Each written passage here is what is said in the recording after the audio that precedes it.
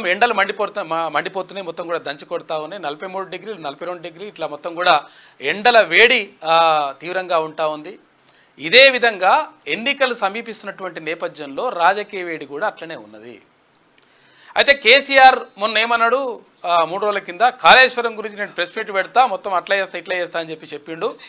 కానీ టీవీలు ఎదురు చూస్తున్నాయి కాక, టీవీలన్నీ కూడా నీ గురించి ఎదురు చూస్తూ ఉన్నాయి. మరి ఒక్కసారి ప్రెస్ మీట్ పెడతా అంటే ఇంకా కూడా మరి బయటకు రాకపోతే 1-2 రోజుల్లో అంటే 2 రోజులు అయిపోయా, 3 రోజులు అయిపోయా, ఇప్పుడు 4వ రోజు అవుతుంది. మరి ఏమైందని చెప్పేసి టీవీలు ఎదురు చూస్తూ ఉన్నాయి. మరోవైపు ఇక్కడ ఇండియా కూటమి మేనిఫెస్టో మొత్తం కూడా అక్కడ ఎవరు ముస్లిం లీగ్ మేనిఫెస్టో లాగా ఉంది అని చెప్పేసి ప్రధానమంత్రి నరేంద్ర మోడీ చెప్తా ఉన్నాడు. ఇక్కడ తుక్కుగూడ సభకు సంబంధించి కాంగ్రెస్ పార్టీ అగ్రనేత రాహుల్ గాంధీ సంతృప్తి వ్యక్తం చేసిండు. ఇదే జోష్ కొనసాగించండి, ఇదే జోష్ కొనసాగిస్తే 100% తెలంగాణ రాష్ట్రంలో కాంగ్రెస్ పార్టీకి అత్యధిక లోక్సభ స్థానాలు గెలిపించే బాధ్యత తీసుకోండి అని చెప్పేసి ఆయన ప్రశంసిస్తూ అక్కడ ముఖ్యమంత్రి రేవంత్ రెడ్డికి కానీ తర్వాత అక్కడ ఉన్నటువంటి నాయకులకు, ఉప ముఖ్యమంత్రికి, మంత్రులకు, ఉన్నటువంటి నాయకులకి అందరికీ కూడా సూచించిండు.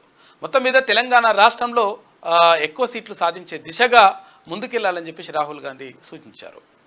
ఇక మరోవైపు ఫోన్ ట్యాపింగ్ విషయంలో మరికొన్ని విషయాలు బయటకు వస్తూ ఉన్నాయి.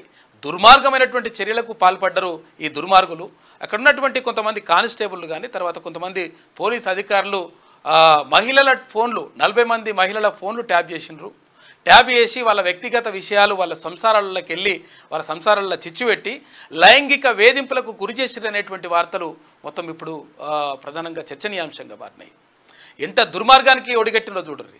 కావాల్సిన వాళ్ళని అంటే ఎక్కడైతే వ్యాపారులు ఉంటారో వ్యాపారుల అవన్నీ కూడా తెలుసుకొని వాళ్ళని బ్లాక్మెయిల్ చేసి వసూళ్లకు పాల్పడడం, తర్వాత మహిళలను వాళ్ళ మాటలు విని అంటే వాళ్ళు మాట్లాడుకున్నటువంటి మాటలు విని వ్యక్తిగత విషయాలు విని వాళ్ళని లైంగికంగా వేధించడం, ఇవన్నీ కూడా కథలన్నీ కూడా జరిపిందంట ఈ దుర్మార్గులు. దీనికి అంతటికి మరి ఎన్నుకున్నది ఎవరు అంటే మరి గతంలో ఉన్నటువంటి ప్రభుత్వ పెద్దలే ఉంటారు అనేది క్లియర్గా మొన్న ఆయన్నే చెప్పిండు. ఎవరు ఉన్నాడుగా ఒక ఆయన పోలీస్ ఆఫీసర్, ఆయన చెప్పిండు. అయితే మొత్తం మీద జరుగుతున్నటువంటి పరిణామాలు ఇట్లా ఉంటే ఇక ఇక్కడ విద్యుత్కు సంబంధించి ఎంక్వైరీ మొత్తం కూడా షురూ అయిపోయింది. దానికి సంబంధించి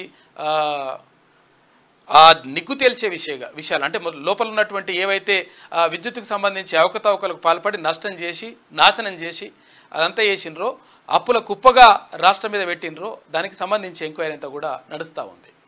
ఇక కాకనా మాత్రం ఇప్పటి వరకు ఇంకా మరి ప్రెస్ మీటింగ్ పెడతా, నేను అట్లా చేస్తా ఇట్లా చేస్తా, కాళేశ్వరం కానీ లేకపోతే ఏది ఇక్కడ ఉన్నటువంటి కరువు పైన దానిపైన మాట్లాడతా అని చెప్పినటువంటి కాక ఇప్పటి వరకు ఇంకా రాలే. మరి వస్తాడా రాడా చూడాలి ఇక.